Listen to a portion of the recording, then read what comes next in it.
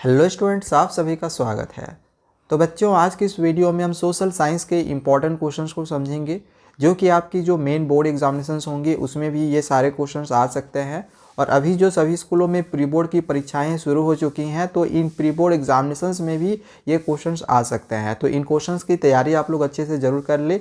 हम बाकी सब्जेक्ट के भी इंपॉर्टेंट क्वेश्चंस को इसी तरह से अपलोड करते रहेंगे, तो हमारे चैनल को सब्सक्राइब करके ज़रूर रख लेना, ठीक है। सारे क्वेश्चन आपका यहाँ से मिल जाएगा। चलिए सभी क्वेश्चंस और उसके आंसर्स को हम समझते हैं। अब देखो, यहाँ पे ये जो फर्स्ट क्वेश्चन दिया गया है, ये एक पिक्चर बेस्ड क्वेश्चन दिया हुआ है, जिसमें आप लोग को यहाँ पे नेपोलियन दिखाई दे रहा होगा। ये नेपोलियन की फिगर है। तो क्वेश्चन में यहाँ पे पूछा जा रहा है कि each letter dropping out of Napoleon's bag bears.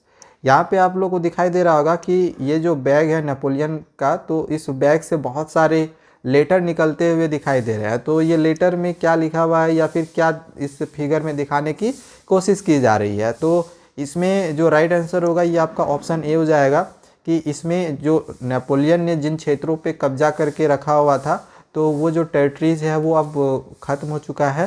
तो वही चीज़ इसमें दिखाने की कोशिश की गई है। ओके, यहाँ पे सेकेंड क्वेश्चन में दिया गया है, इसमें 4 ऑप्शन यहाँ पे है, ठीक है। इसको सही में से रीअरेंज करना है। अब देखो, इसकी जो आंसर है ये आपका ये ऑप्शन बी दिया हुआ, बट मुझे नहीं लगता है कि ये आंसर आप लोग का सही होना चाहिए। देखो, इसमें दिया गया कि सबसे पहले फ्रेंच रिवॉल्यूशन हुआ है, फिर नेपोलियन डिफीट किया था, फिर फ्रेडरिक सॉर्यू ने 4 सीरीज़ की एक पेंटिंग बनाई थी।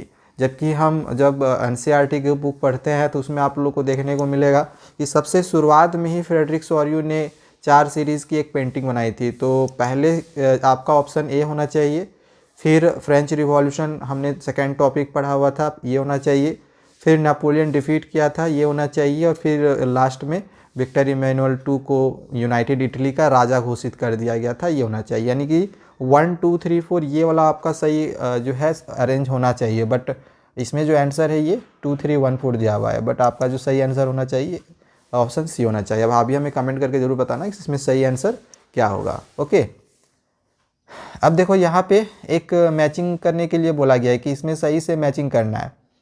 तो सबसे पहले आपको पता होना चाहिए सिपोई का इसमें से क्या होगा, फिर उसी तरह से ओरिएंट का क्या होगा, वो मास्था का क्या होगा, गिल्ड का क्या होगा, जॉबर का क्या होगा। तो इसका जो सही रीअरेंज है कुछ इस तरह से यहाँ पे कर दिया गया है। आपका जो ए नंबर दिया गया है, ए का 4 दिया गया है, यानी कि सिपोई का यहाँ पे मीनिंग दे दिया गया है कि Indian soldier of the British army. तो इसको आप लोग देख लेना अच्छे से। आपका जो सही आंसर है वो ये ऑप्शन ए हो रहा है। नेक्स्ट क्वेश्चन यहाँ पे दिया गया है कि which one of the following was not the reason for the popularity of scientific ideas among the common people in 18th century Europe. तो इसका जो आपका सही आंसर होगा ये ऑप्शन डी होगा, traditional aristocratic groups supported it. चलिए यहाँ पे नेक्स्ट क्वेश्चन को देखते हैं। काफ़ी इजी सा क्वेश्चन इसमें पूछा गया है।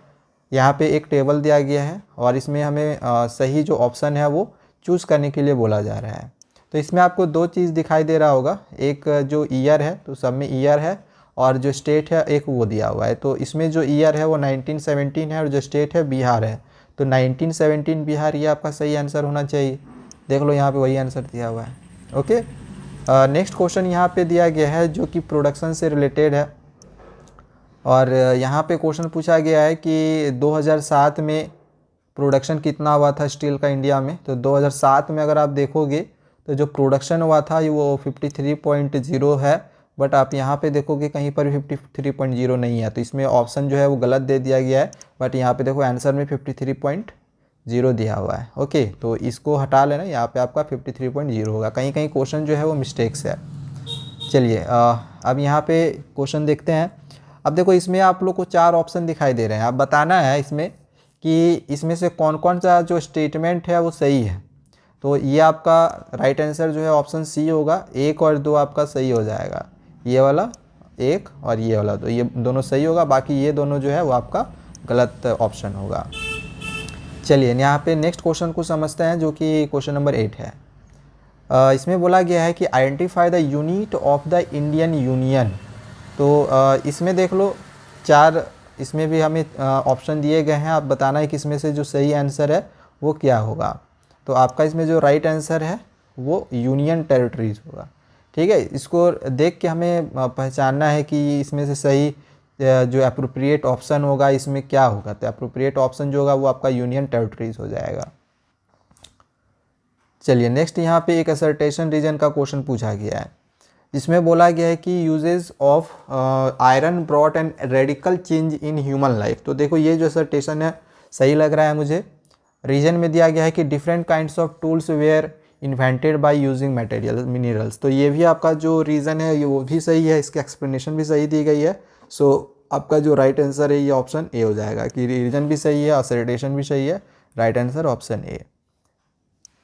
अच्छा, इसमें क्वेश्चन में जो दिया गया है इसमें असर्टेशन में यहाँ पे है कि equal remuneration act 1976 provides that equal wages should be paid for equal work irrespective of gender and caste.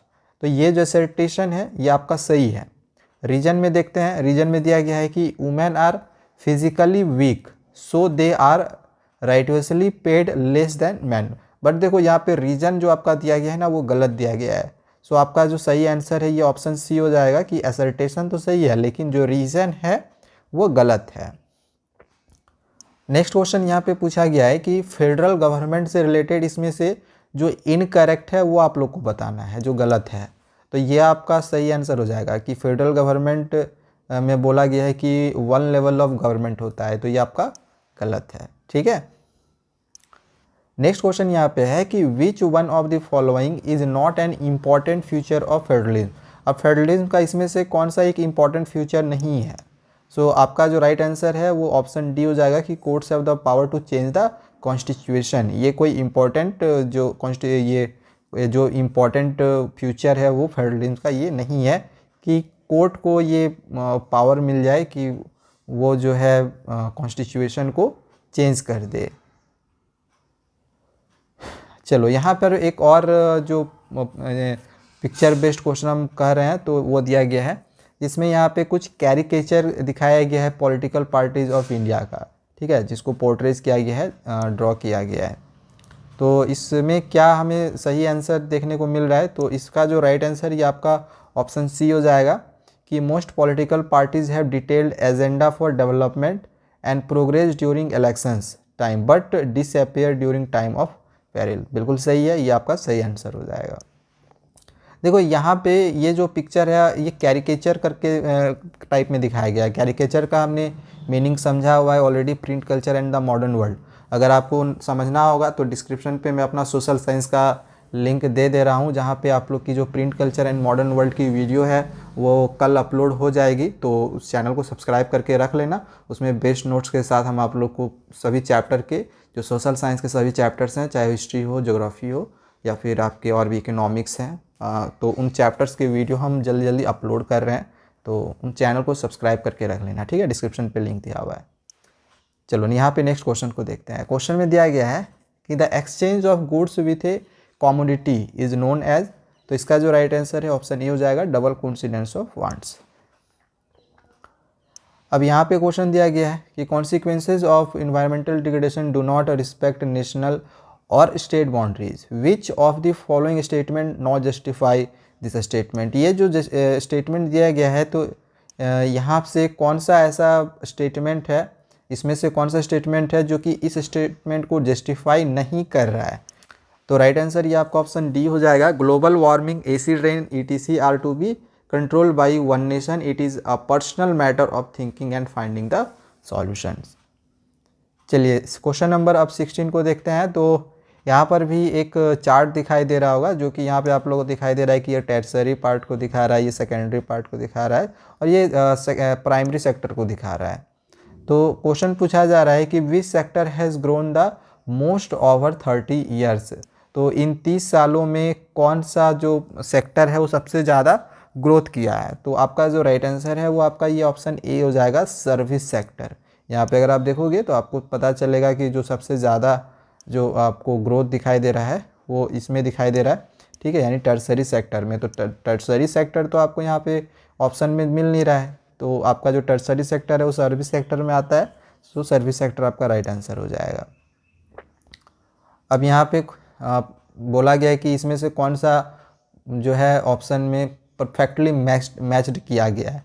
तो इसका जो परफेक्टली मैच्ड है वो ये वाला है, तूतीकोरिन का तमिलनाडु। अब इसको पढ़ना है और इसमें से जो सही ऑप्शन है वो आपको चूज़ करना होगा। तो इसको आप लोग पढ़ोगे तो आपको पता चल जाएगा कि इसमें जो है डिमांड डिपॉजिट की बात की गई है। ओके, क्वेश्चन है कि which of the following do we get when we divide the national income of a country by its total population. मतलब क्या हमें मिलता है जब हम नेशनल इनकम किसी कंट्री का निकालते हैं उसके टोटल पॉपुलेशन से अगर हम उसको डिवाइड कर देते हैं। मतलब कि नेशनल इनकम को अगर हम टोटल पॉपुलेशन से डिवाइड करते हैं तो इससे क्या निकलता है, तो इससे निकलता है पर कैपिटा इनकम। ठीक है, तो इसका राइट आंसर ऑप्शन सी होगा। सेक्शन ए का लास्ट क्वेश्चन दिया गया है कि from the given option select the functioning activity of the tertiary sector. अब देखो यहाँ पे जो ऑप्शंस दिए गए हैं तो इसमें से जो टर्शियरी सेक्टर की जो फंक्शन है वो हमें बतानी है।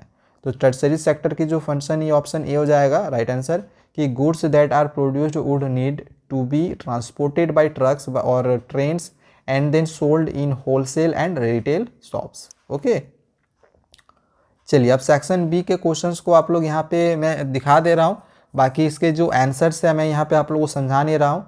इसका जो आंसर्स है आप लोग यहाँ से स्क्रीनशॉट करके रख के इसको आप याद कर सकते हो। क्वेश्चन यहाँ पे देखो दिया गया है, इसमें और करके भी क्वेश्चन दिया हुआ है, तो दोनों में से आप कोई भी आंसर जो है वो लिख सकते हो। यहाँ पे जो फर्स्ट क्वेश्चन आपका दिया गया है ये print culture and the modern world से दिया गया है, काफ़ी इंपॉर्टेंट चैप्टर है, उसमें से आपके ज़्यादा क्वेश्चन आएंगे भी, तो उसको अच्छे से रीड करना, ठीक है ना।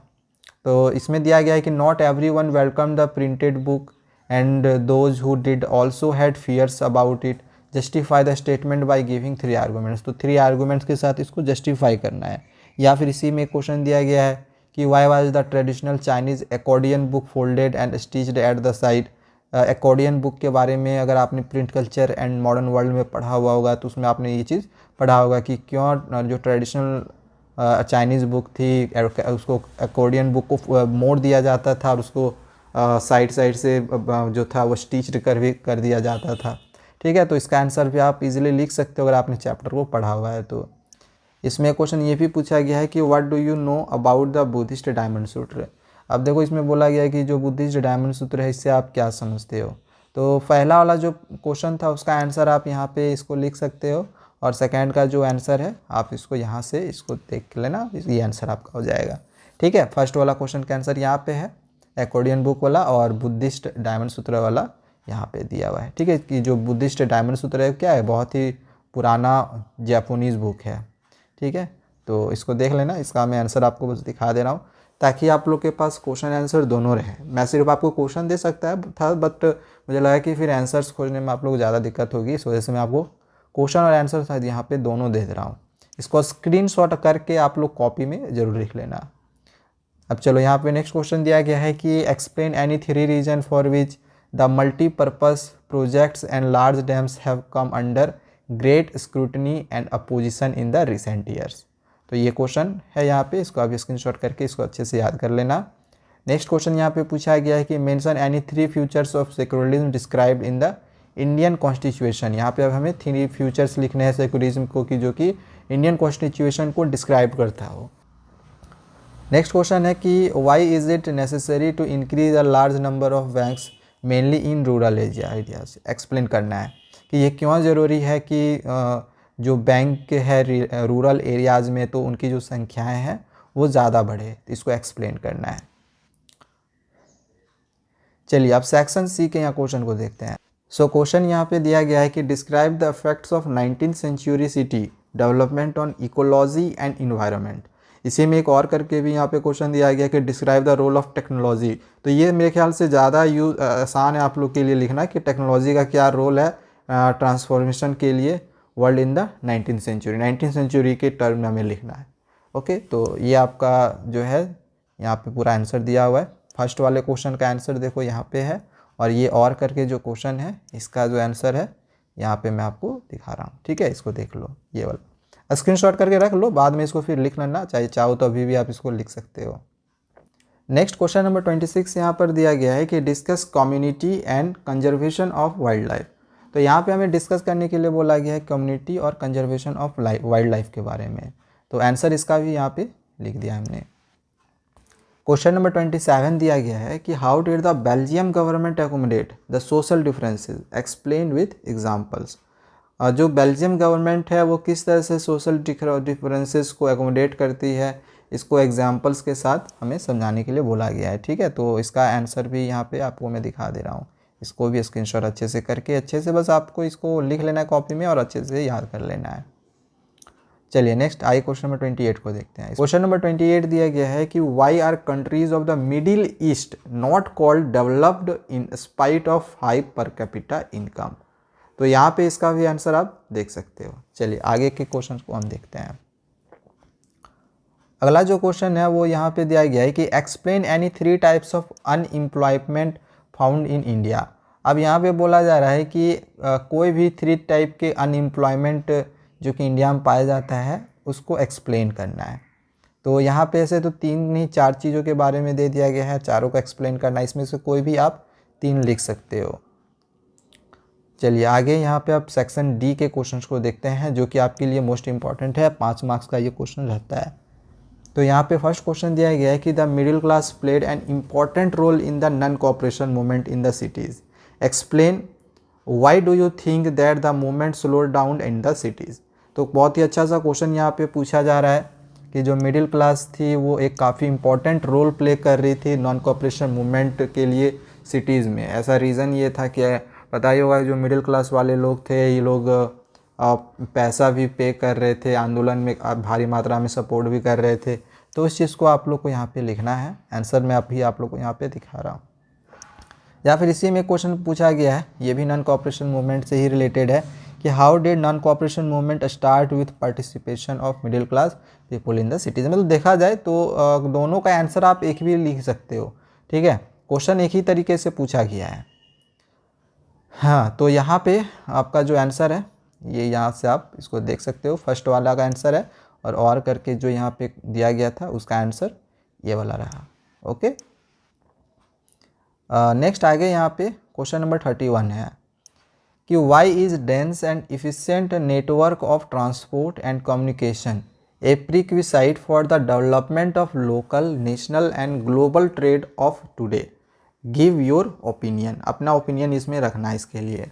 या फिर और करके भी इसमें क्वेश्चन दिया गया कि highlight the significance of pipelines as the means of transportation with the help of suitable examples. तो यहाँ पे वही चीज़ है कि पाइपलाइंस का ट्रांसपोर्टेशन के मीन्स में क्या उसका सिग्निफिकेंस है, उसको सुटेबल एग्जांपल्स के साथ यहाँ पे हमें दिखाने के लिए बोला गया है।